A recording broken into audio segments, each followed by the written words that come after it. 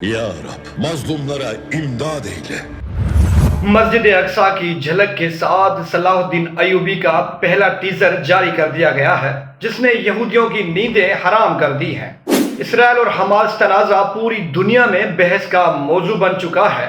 جس مقدس مقام کے لیے یہ تمام تنازعات نے جنم لیا، اب اس مقدس مسجد کو یہودیوں کے قبضے سے چھڑوانے کی پرانی تاریخ ایک بار پھر سے دہرائی جا رہی ہے۔ ترکیہ اور پاکستان کی نجی پروڈکشن ہاؤسز کے اشتراک سے بنائے جانے والا تاریخی ڈرامہ صلاح الدین ایوبی ریلیز ہونے سے قبل ہی اتنا مقبول ہو چکا ہے کہ لگتا ہے کہ ایک نئی تاریخ لکھے گا۔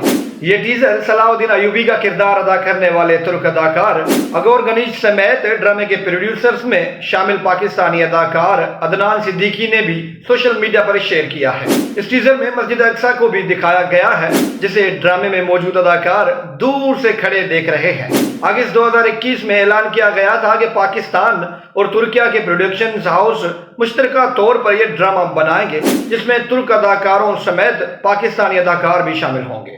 جنوری 2022 میں خبر سامنے آئی کہ ڈرامہ سیریل سلطان صلاح الدین ایوبی کی کاسٹ کے لیے لاہور میں 6000 افراد نے آڈیشن دیے ہیں، جن میں سے چند اداکاروں کو شارٹ لسٹ کیا گیا تھا۔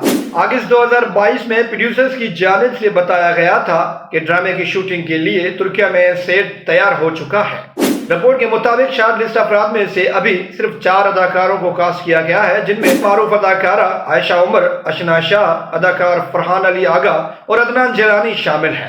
اس تاریخی ڈرامے کا ٹیزر آتے ہی مداحوں میں خوشی کی لہر دوڑ گئی ہے، تاہم یہ ڈرامہ کب اور کہاں نشر کیا جائے گا اس حوالے سے تاحال کوئی تفصیلات سامنے نہ آ سکی ہیں۔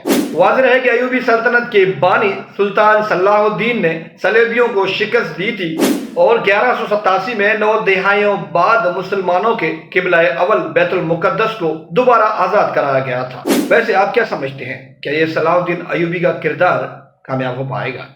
Ya Rab, mazlumlara imdad eyle.